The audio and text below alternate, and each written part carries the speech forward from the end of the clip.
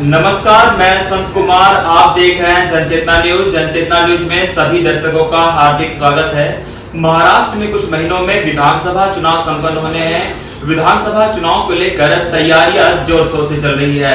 किस तरह से यहाँ पर तैयारियां चल रही है, क्या राजनीतिक मिजाज है, इसके अलावा किस तरह से काम 5 सालों में इस विधानसभा क्षेत्र में हुए हैं और आगे की क्या रूपरेखा है, क्या तैयारियां है, इसको जानने के लिए आज हम गोंदिया विधानसभा के आमदार विनोद अग्रवाल जी से बात करेंगे, उससे चर्चा करेंगे कि किस तरह से विधानसभा चुनाव की तैयारियों में व्यस्त हैं, तैयारियां किस तरह चल रही है, क्या बड़ी उपलब्धि है।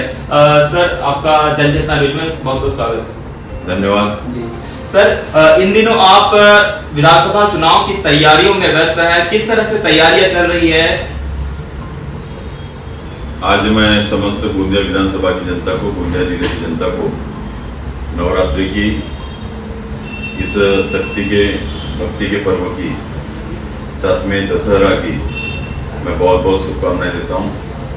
दशहरा का दिन यह विजय संकल्प का दिन होता है और निश्चित तौर पे इस शक्ति के पर्व में, भक्ति के पर्व में दशहरे का जो दिन है, यह पवित्र दिन है।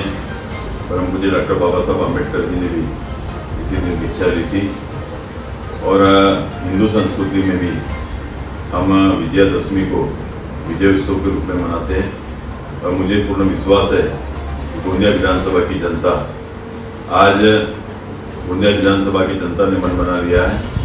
उनको पता है कि किस व्यक्ति को मतदान करना है और निश्चित रूप से जो 2019 में गोंदिया विधानसभा की जनता ने हमको जनता की सेवा करने का मौका दिया था। पिछले 5 साल में 2 साल कोरोना के समय में हमने जनता की सेवा की और पिछले 3 साल में चाहे वो विकास के कार्य हो, चाहे सरकारी योजना का लाभ प्रत्येक व्यक्ति को मिले उसके लिए काम करना हो, चाहे उनके व्यक्तिगत काम हो, समय समय पर उनकी मदद हो, गरीब से गरीब आदमी के आंसू पूछने के काम हो, उन सब के माध्यम से हमने जनता की सेवा की है। और मुझे पूर्ण विश्वास है कि गोंदिया की विधानसभा की जनता अवश्य संकल्प लेंगी और आने वाले समय के लिए एक काम करने वाले व्यक्ति को फिर से और 5 साल के लिए काम करने का मौका देगी, ऐसा मुझे पूर्ण विश्वास है। सर, 2019 में भारतीय जनता पार्टी ने आपको निलंबित कर दिया था, लेकिन अब आपको वापस ले लिया है भारतीय जनता पार्टी ने। तो जैसे ही आपकी वापसी भारतीय जनता पार्टी में हो रही है तो देखने मिल रहा है नवरात्रि का पर्व भी, पावन पर्व भी चल रहा है। एक बड़ी सौगात इस विधानसभा क्षेत्र को मिली है किसानों के लिए, सिंचाई के रूप में जो सुविधा मिलने जा रही है, जो उपलब्धि बड़ी है, एक किस तरह से कितने किसानों को इसका लाभ मिलेगा और क्या योजना है। लोकसभा 2019 के चुनाव में जब देवेंद्र जी यहाँ पर आए थे, उस समय मैंने उनसे मांग की थी कि हम आपको समर्थन तो दे रहे, लेकिन 2019 में भी जब मैंने समर्थन दिया था तब उनके सामने भी 2-3 प्रमुख मांगे रखी थी। उसमें से डांगोरली बैरेज का निर्माण, यह मेरी प्रमुख मांग थी। गोंदिया शहर को पीने के पानी की योजना, ये प्रमुख मांग थी।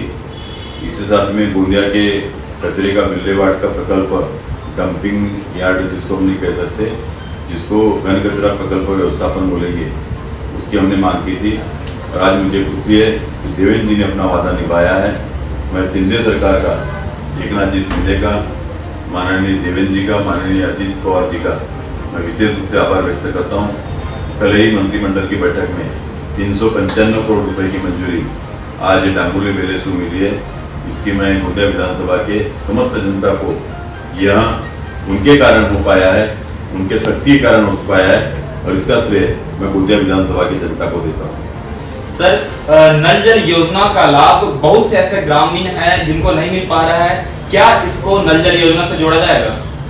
इससे नल जल योजना से भी इसको जोड़ा जाएगा और करीब करीब 15,000 एकड़ जमीन को इसका फायदा गोंदिया विधानसभा की जनता को मिलेगा। यानी आज 50% के ऊपर जो गोंदिया विधानसभा की खेती की जमीन है उसको भी इसका फायदा निश्चित तौर पर मिलेगा। और आने वाले समय में ये 2 साल के अंदर में ये निर्माण कार्य पूर्ण होगा। और जो आज देखा जाए तो गोंदिया विधानसभा के विकास के रीढ़ की हड्डी डांगोरली बैरेज है। आज तक के अनेक लोगों ने चर्चा की, लेकिन इसको लगने वाली सारी मंजूरियाँ जो MWRR की पानी नियामक मंडल की जो मंजूरी लगती है वो अगस्त 2022 में हमने इसको दिलाई।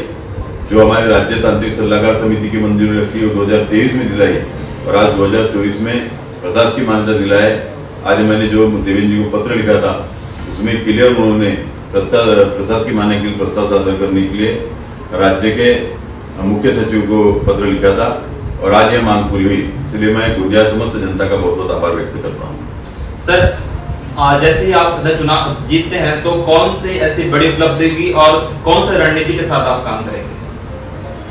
अभी बहुत सारे काम हमको करना है, ये बारे में मैं निश्चित तौर पे अभी बहुत व्यस्त कार्यक्रम है, लेकिन आपको विस्तृत इस सब बारे में निश्चित तौर पे जानकारी दूंगा। आने वाले समय में बहुत सारी हमने कार्य योजना बनाए हैं और अगले 5 साल का पूरा खाका बना करके हमने तैयार रखा है और फिर अगले 5 साल में फिर से गोंदिया को सुखी संपन्न और समृद्ध करने के लिए इस गोंदिया विधानसभा को निश्चित तौर पर हम सब मिलकर काम करेंगे।